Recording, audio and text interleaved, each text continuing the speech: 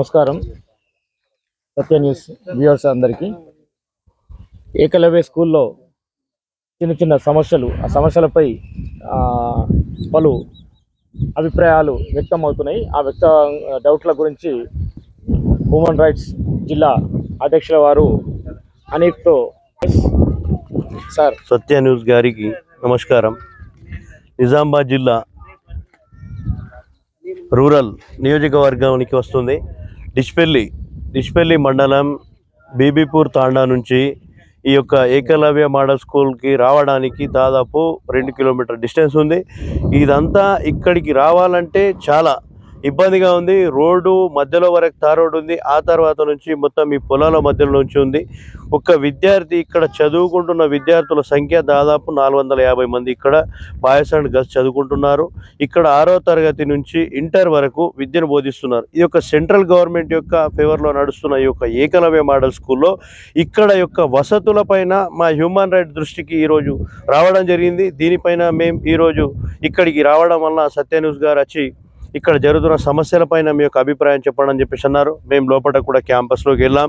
విద్యార్థుల యొక్క చదువు పట్ల మేము సార్ల ప్రిన్సిపాల్ సంతోష్ శుక్లా గారితో అడిగి తెలుసుకున్నాం.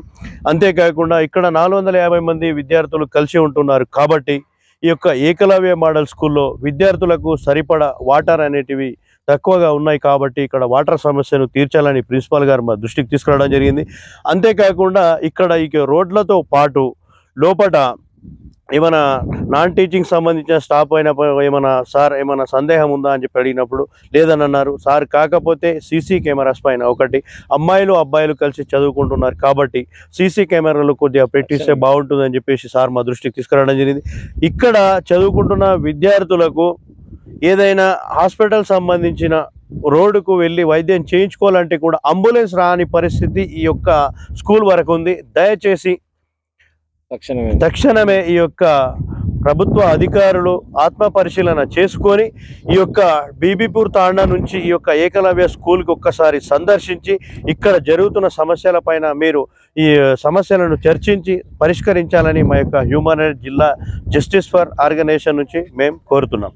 రూరల్ ఎమ్మెల్యే గారైనటువంటి భూపతి రెడ్డి గారు, జిల్లా ఎంపీ అరవింద్ గారు ఈ యొక్క స్కూల్కి అక్కడి నుంచి మన బీబీపూర్ గ్రామం నుంచి స్కూల్కు రావడానికి తార్ రోడ్డును మంజూరు చేసి ఈ యొక్క వర్షాకాలంలో ఎటువంటి ఇబ్బందులు కలగకుండా తార్ రోడ్డును మంజూరు చేయగలరని, మరియు ఈ యొక్క స్కూల్ని కూడా ఒకసారి సందర్శించి ఇక్కడ ఉంటున్న విద్యార్థుల యొక్క సమస్యలను ఈ యొక్క ప్రిన్సిపాల్ గారి ద్వారా చర్చించి ఇక్కడ చదువుతున్న విద్యార్థులందరికీ న్యాయం చేయాలని human right justice for movement Nizamabad జిల్లా తరఫున మేము కోరుతున్నాం.